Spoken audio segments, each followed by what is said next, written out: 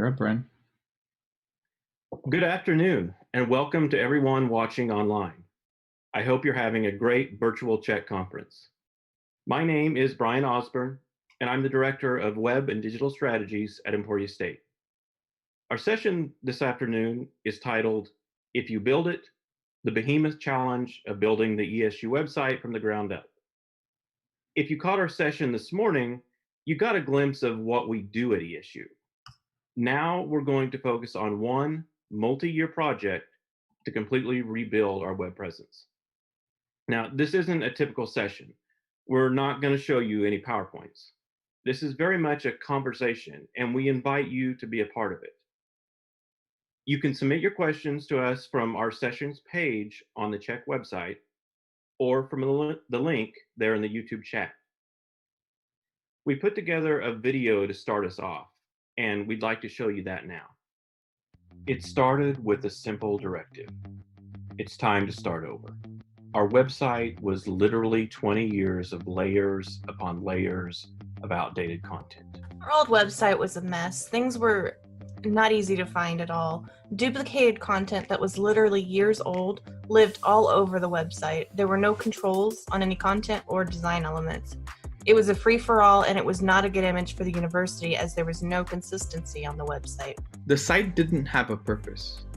It wanted to serve every possible audience, and it didn't do any of it well. The backend was a literal Frankenstein of parts of a CMS, bolted on old technologies, pages outside of the CMS, and an accessibility nightmare. There's been little to no collaboration among web editors in years. If you had access to your part of the website, you did pretty much whatever you wanted to do with it. There was no concept of a team at all. In the fall of 2018, that all changed. Together, marketing and IT set out to reimagine our entire website. It was an exciting and overwhelming challenge. And oh, by the way, we weren't just building one site, we now had to build two.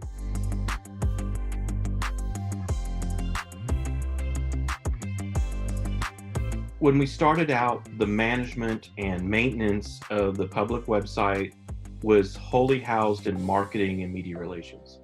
We in IT had no part in it other than the web server was running and hosted in our data center. But in the early part of 2018, a perfect storm of events gave us, as an institution, the opportunity to reinvent our digital strategy. We had a new chief marketing officer who was open to change and had no desire to run a shadow IT department. There was support from both administration and key stakeholders across campus to take the website in a new direction. At the time, I was the Director of Systems and Client Solutions, which meant I oversaw our desktop support team, our server team, and our digital media team. And then one day, the CIO came to me with an offer to take on a new challenge. Web and Digital Strategies is a team housed in IT. We manage the website, the portal, mass communication services, digital signage, all of IT's marketing and promotion, virtual events, and other things that fall into our purview. I think Brian, Corey, and Kelly all realized that just forming a new team in IT wasn't going to solve the problem with the university's web presence. And that's why we expanded to form a cross-departmental team.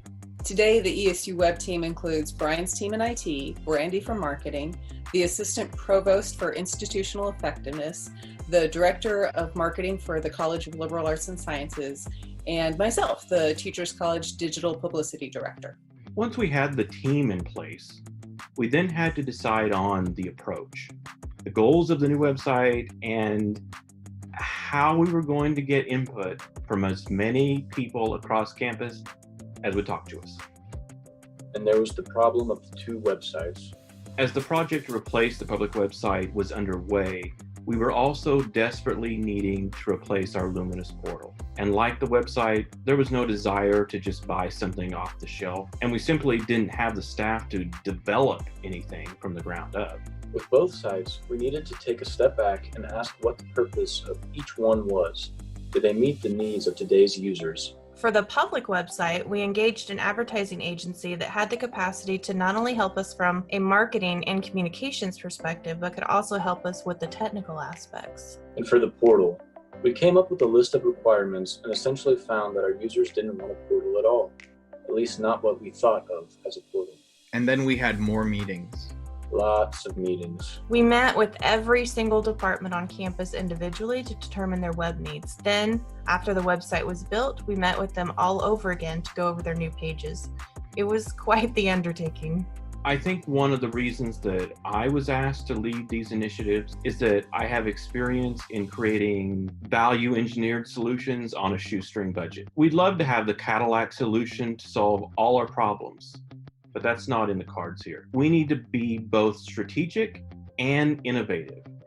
And we succeeded here twofold. In the end, our new public website launched in October of 2019. It's based on the Wagtail framework and is presently housed in ESU's data center as part of the Docker environment. Our portal, which we branded Hornet 365, is built on top of Google Sites. It not only includes links to everything a student, faculty member, and employee would need, but also has a robust collection of internally focused websites, including faculty web pages, supplements to our public website, and our digital media platform, Hornet.digital. ESU has implemented a program called WebDAC, or the Web Data Access Coordinator. These are contacts from each department across campus who submit change requests for their part of the website. Then only a member of the web team makes the changes to the website, but the web DACs are responsible for coordinating the necessary content updates from their respective areas. Our turnaround time for making changes is 1 to 2 days, but 90% of the requests are done just within a few hours. The feedback from our user base has been overwhelmingly positive, but we have more work to do. The job isn't over. We didn't form this team to build the website and then go our separate ways. We're a permanent fixture as we adopt new technologies and expand ESU's digital presence. But were there challenges? Challenges? Certainly. Keeping the trains running on time, managing expectations, being the liaison between us, the ad agency, the departments, the web DACs, and having to expand our own bubble to learn how registration works, admissions, financial aid, and we have to escape the stigma of being just IT. Now, we're not just the people who provide the Ethernet cables and make sure your email works. It's a steep hill to climb, and we're still doing it. The top challenge that I have faced is when you come across old content that has been around for many years, but it just doesn't cut it anymore. How do you transition from familiar, old content to fresh, new content while making our audience happy? There were a lot of challenges with this project. One was the sheer volume of copy and the number of stakeholders. We literally gutted every single page on the old website and rewrote all of that copy before we moved it to the new site. Coordinating all that with every department on campus was quite the challenge, but the end product was worth every single second. For most programs in my area for the Teachers College, their accrediting bodies, from art therapy to teacher education to athletic training, all require particular information to be on our related programs website. Making sure those mandates were met while folding in the new standards of the new website was and continues to be a challenge. Whether it's tech or marketing or communications, I think I can speak for the team when I say we're here to take on these challenges. I'm proud of the team and I'm proud of the work we've done. And we've got a lot more to do. And I know we have the right team in place to do it.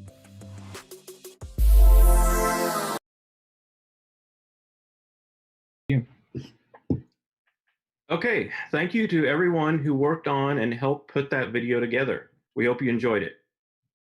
Now we're going to open up this session to the conversation format. I've got a few topics that we'll explore with the team, and we'll answer any questions that you have for us using the form linked there in the chat. We have most of the original ESU web team here with us this afternoon. You met us in the video, but why don't we start with reminding everyone who you are and what you do at ESU. Sam, we'll start with you. Hello, everyone. My name is Sam Derksen, and I'm a web developer at Emporia State University. Brandy?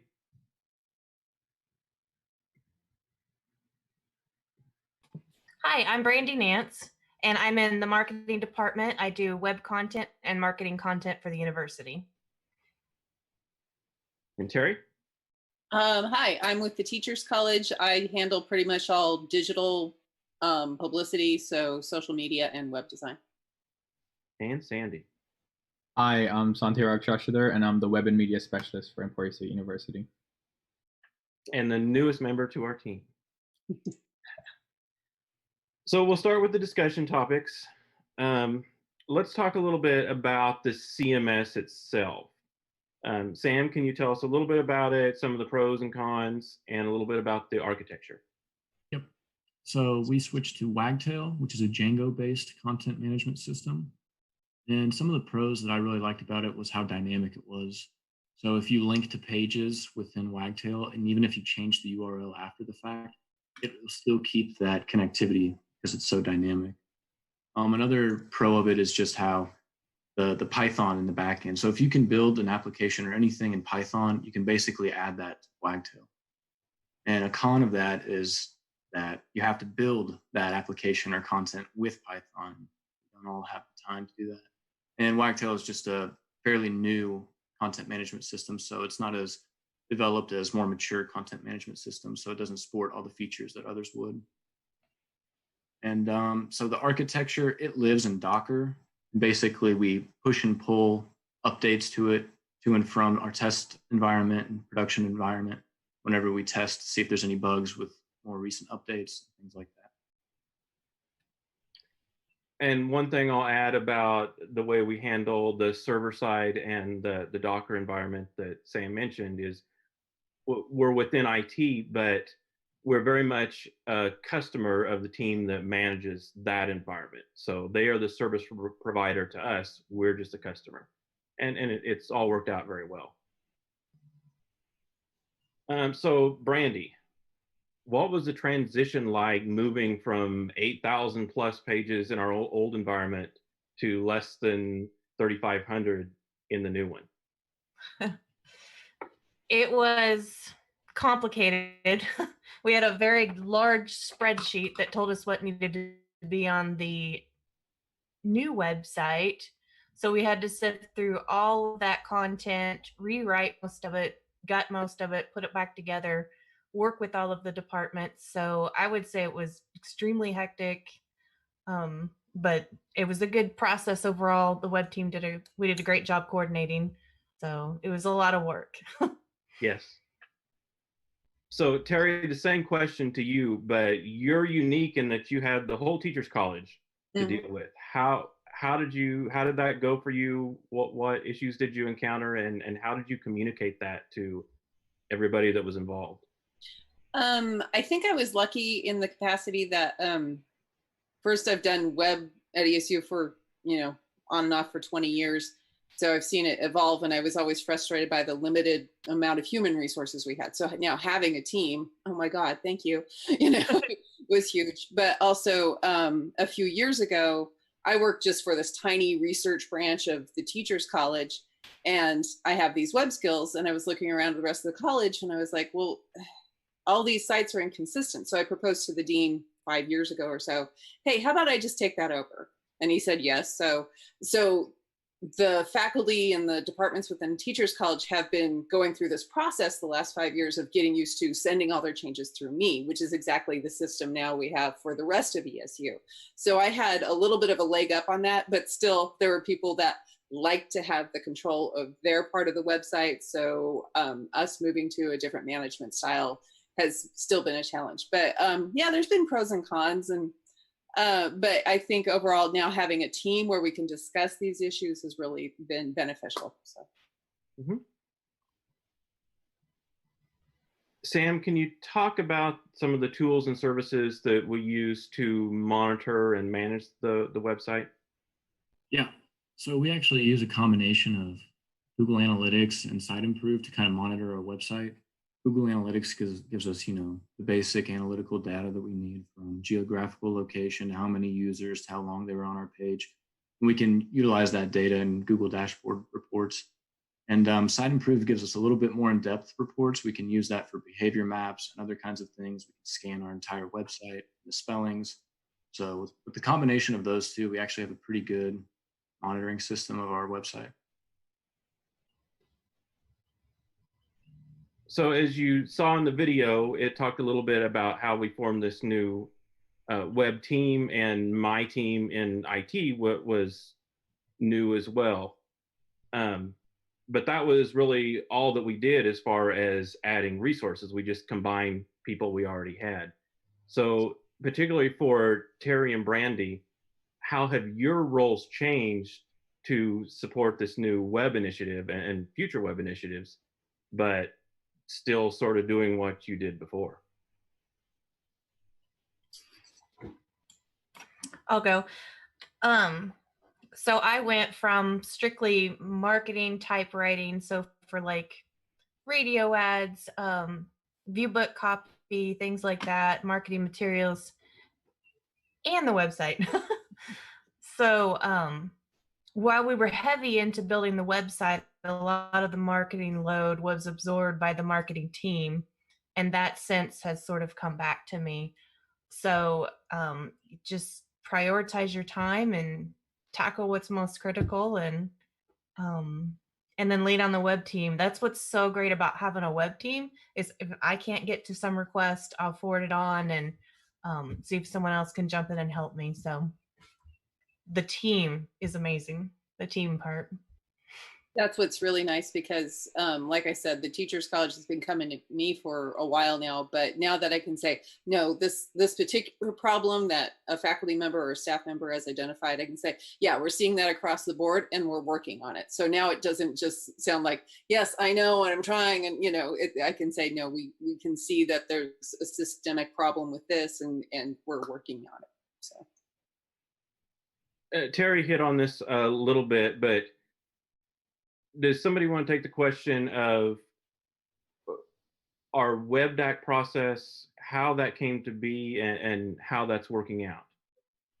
Yeah, I can jump in on that. So we transitioned from an old content management system where in the video Terri said there were a lot of people who had access to the website and they had access to various parts, and really there was no control. They could really do whatever they wanted to it.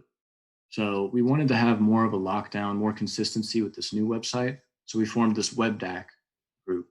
And the WebDAC group is really a person or two from each department that we really rely on to handle their content for the website.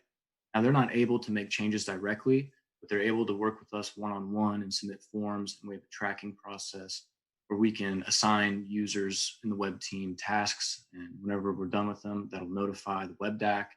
And we try to have as much meetings with WebDACs as we can regularly, just to make sure that the content is fresh and everything's going well. So I think it's been really successful so far. Does anybody else have anything to add on that? The thing I like about it is that we're keeping track of how fast we make those changes, so we have data to back it up when, at any institution, there's always the complaint that there's a lag between the requested change and the actual change. And we can say, haha, no, we have the data showing that, no, we make the changes pretty fast. Thanks.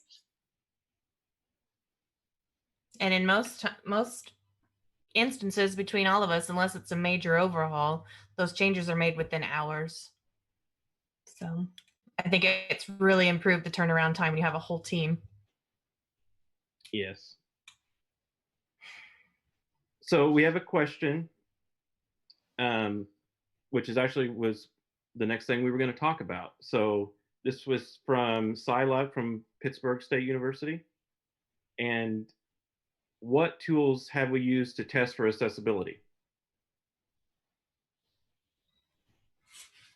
So like I said before, Site Improve, this is a tool that we actually pay for that tests our accessibility and things.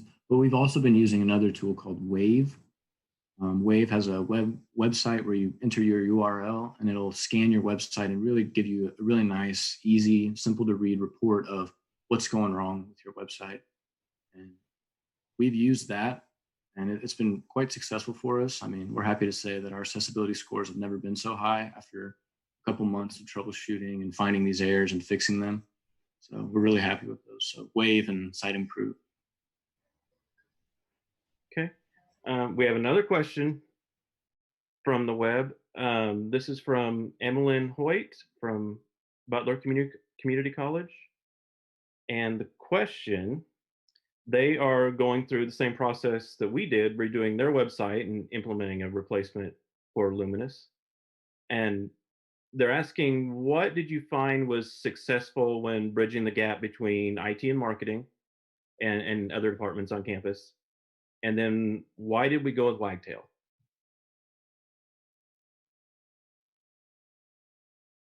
The decision to go to Wagtail was actually before my time. Brian, do you kind of want to hop in on that? Yeah, we looked at different options, and as you saw in the video, we worked with an ad agency. Getting into this, we knew we weren't going to do a whole lot of development. We wanted to work on the content and the layout and the management of the project, and rely more on the technical and development side from the ad agency. So they gave us a couple of options based on the criteria that we came up with what we wanted to see in the website. And ultimately, Wagtail was the one that could meet all of that criteria. And as to the other part of the question, I think just communicating with all of campus frequently, marketing and media relations would work with IT and develop messaging for our monitors on campus, as well as through our daily email, and just to keep people abreast. And even then they would say, oh, I didn't get anything, but we could say, yeah, but well, maybe you need to go back and see that, we sent this message out at this time. So. Mm-hmm. Yeah, well, we covered it quite a bit in our first session this morning, but our team very much works alongside marketing. I meet regularly with Kelly, the chief marketing officer, and I of course report to Corey, the chief information officer. So being rooted in both of those worlds, and then having the team you see in front of us with all the representation, I think has been super helpful in trying to roll out a project like this that covers so many different areas. And the key there has been regular meetings as well. Our team meets on a weekly basis more if we need to talk about issues that come up or issues that need solved. So that's another key. Make sure you meet. And another thing is bridging the gaps between everyone. So I'm sure that you web developers out there have gotten emails from various people just saying, hey, can you update this little piece of content right here? Well, the WebDAX system that we were just talking about, it really brings everybody in together. So there is no one-off emails and everyone's in the loop. Everyone knows when somebody submits a request. There's no more individual emailing. We send them back to the WebDAX form and say, hey, everybody needs to be aware of this and we need to track its progress. So I think that that's been really helpful as well, just keeping everyone on the same page. Especially when we have things like a curriculum change in one area might not seem to affect another area, but if we're all seeing the same changes, it's like, oh, wait, no, okay, graduate school changed a policy. I need to make sure that's linked to through my stuff. So just seeing that's really helpful. Mm-hmm. So let's talk a little bit about the purposes of the public website in contrast with Hornet 365. And we talked about in the video, Hornet 365 is the portal. We built that, alongside really the website. Can you guys talk a little bit about the audiences and some of the thought that went into implementing both of those and how we targeted the content? Yeah, I can jump in here. So the Emporia.edu website is mainly meant for external people. We're trying to, get students. So we want it to be lightweight on content, if that makes sense. Because our old content management system had 8,000 pages. And with that, it's hard to find things. The search isn't as functional. So we really wanted to kind of break it apart between internal and external content. And we still link to the internal content from Emporia.edu if it's pertainable to that site. But really it's made for recruiting students and retaining students.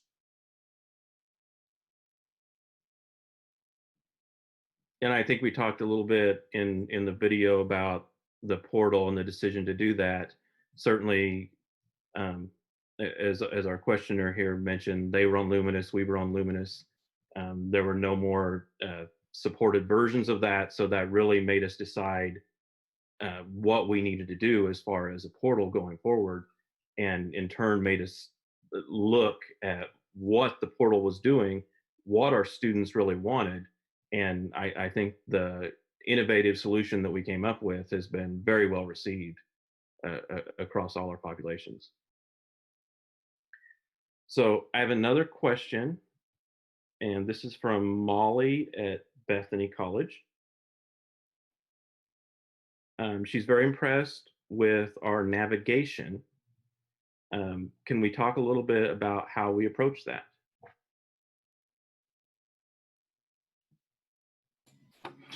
The navigational structure was a combined effort of all of us, really, plus our ad agency. They have a navigation person over there that really worked on that for us and broke it down in a way that makes sense to different audiences. So way back when we started this, we had students, parents. You got to think of all these external audiences, community members.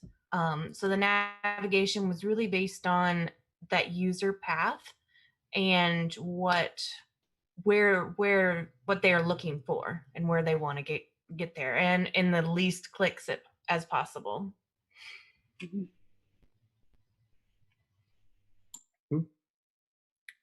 Terri, anything you want to add from your area? And No, I was impressed. I joined this kind of the web team kind of after the infrastructure had been decided on, but my background's in library science, so I was very pleased to see what the ad company had come up with in terms of the information architecture. So we knew exactly, and I had a cheat sheet spreadsheet off of their spreadsheet that was like, okay, this is my existing structure, and what's my one-to-one match, or well, that program's been gone for 5 years, but it's still on the website, so it was nice to be able to do that, and that tool was already available to me when I started redesigning the website.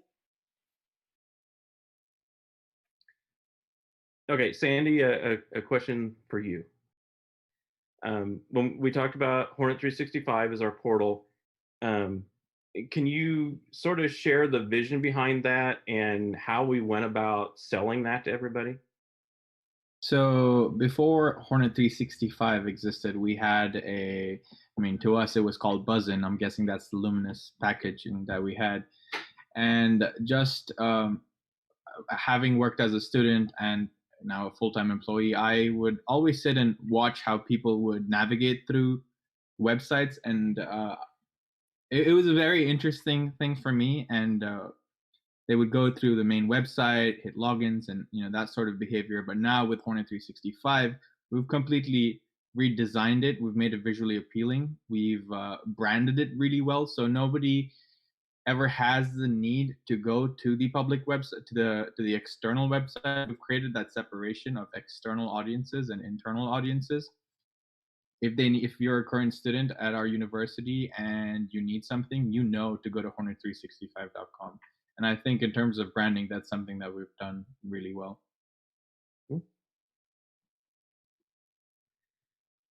So we talked about challenges, and I think one of the biggest ones for me, and you guys will probably agree, was building out a robust faculty and staff directory.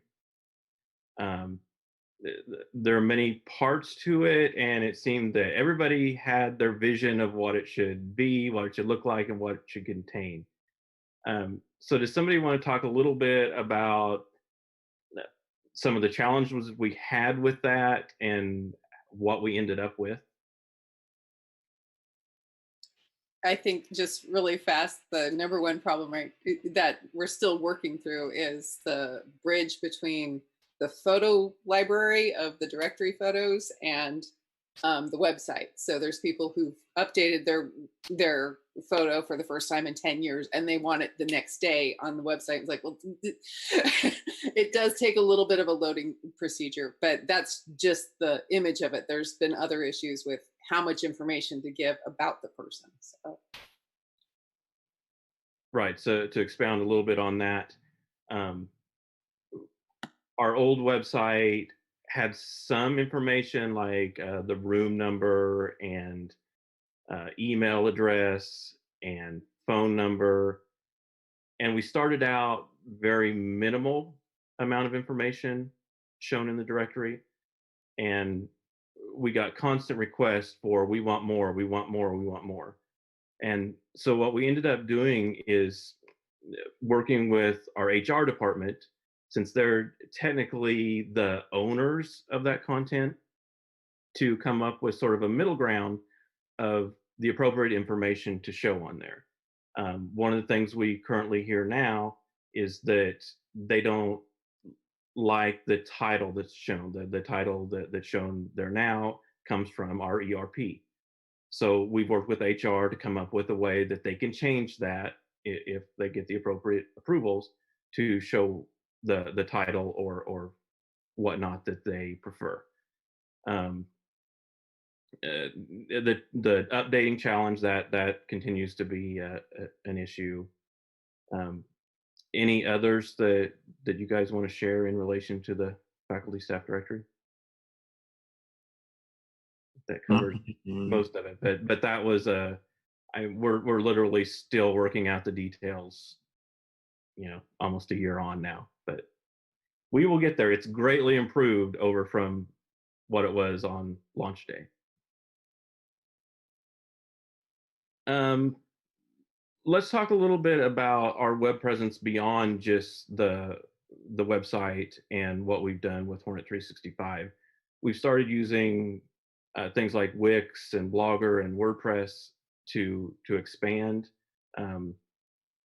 Sam, you want to take that one and talk a little bit about why we're doing that and some of the things we're doing with it? Yeah. So we've actually been using some Google sites as well for some of our portal content. And this is mainly because it's easily accessible. It's very easy to create content. The design is clean. It's easily integratable with Google Analytics. But we've noticed that there are some one-off sites, like this Czech conference, for example, that need to have a cleaner design, a much more sophisticated design, and different features that Wagtail and Google Sites just wouldn't give us. So we have some one-off sites being made in Wix, and we use Blogger for blog content. Our team in the IT department always likes to make new blog posts to keep content fresh. And as much as we try to relate it to students, we will have the occasional latest iPad gossip because we're all techies and we love that kind of stuff.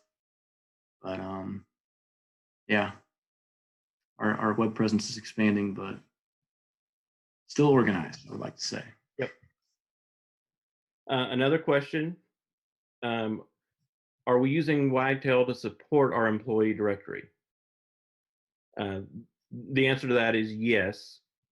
We've built that feed between Banner, our ERP, and the website. So yeah, that is built within Wagtail.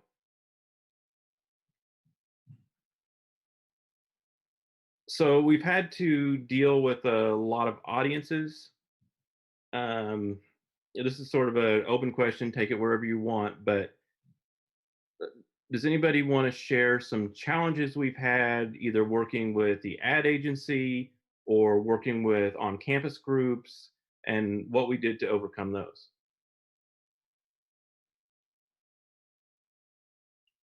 I guess I can say something.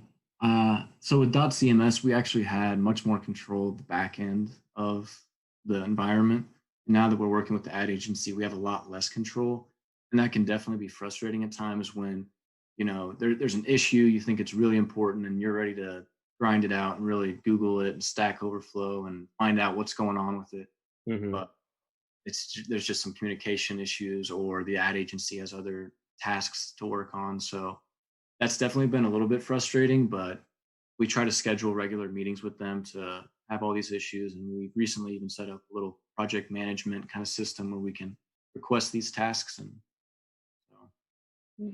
Yeah, I think that's something important to highlight there is, we had weekly meetings with the ad agency throughout the project, but we're continuing that relationship with them. It's certainly not a weekly meetings or anything, but we didn't just engage with them to help us build the website and then everybody's going to go their separate ways. We're continuing to work with them. Brandy, you had to meet with a whole lot of different people across campus a bunch of different times. Can you talk a little bit about the challenges there of getting content and what you did to try to get as much updated as possible when we launched the website? Mm-hmm. We essentially met with every single group on campus, every single department, every single academic department. So it was quite a challenge. And what you have to keep in mind with a project like this is, there's a lot of voices out there. They have a whole different perspective than I do from marketing. And that's a good thing. They're seeing the content a different way, and they're directly working with the students probably a lot more than I am, obviously, if they're professors. So just engaging those voices, but also remembering that they have to teach. They've got their whole duties too, and try to meet them where they're at as much as possible. Avoid finals week. I mean, things like that.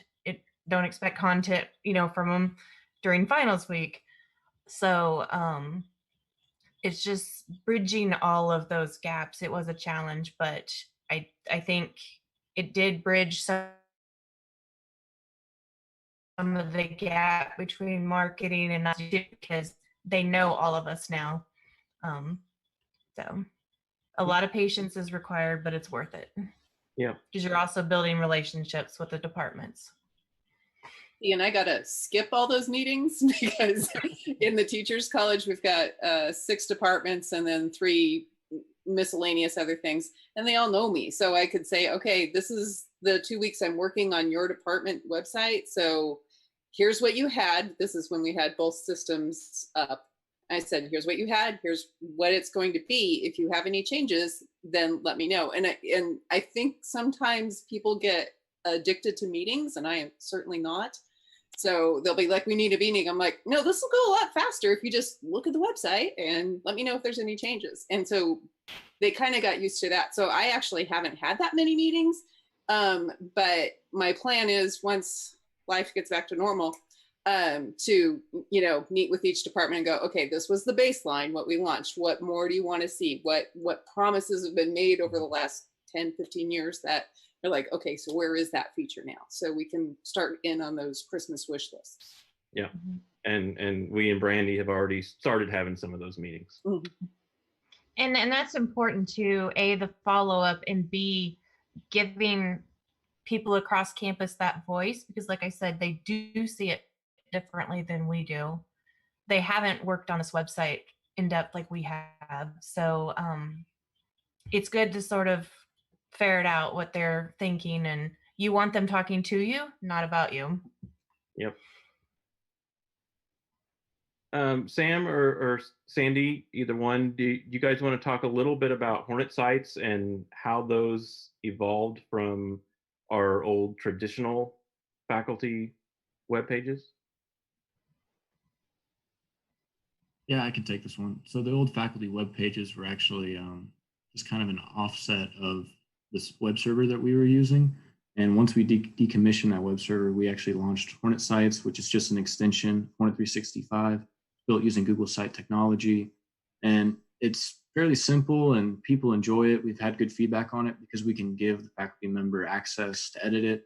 And it's really drag and drop. It's low code to no code environment. So faculty have had good success using that. It's easy to link resumes and other documents that they could use to give information to their students. It's been fairly successful.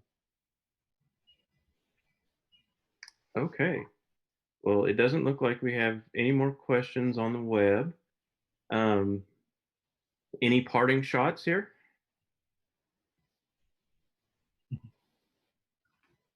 Okay. Well, thank you to Sam and Sandy and Brandy and Terry for agreeing to do this session. Hopefully it wasn't too painful.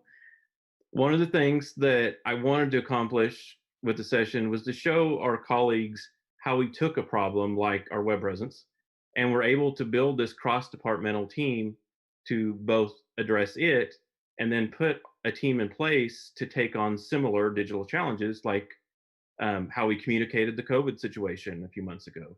And now we're just beginning a whole new strategy on communicating the plans for returning to campus. So it's great that we have a team like this that administration is able to turn to help facilitate that. So thank you again, and thank you for all the questions that came in, and to all our viewers online. Enjoy the rest of the conference and have a great afternoon.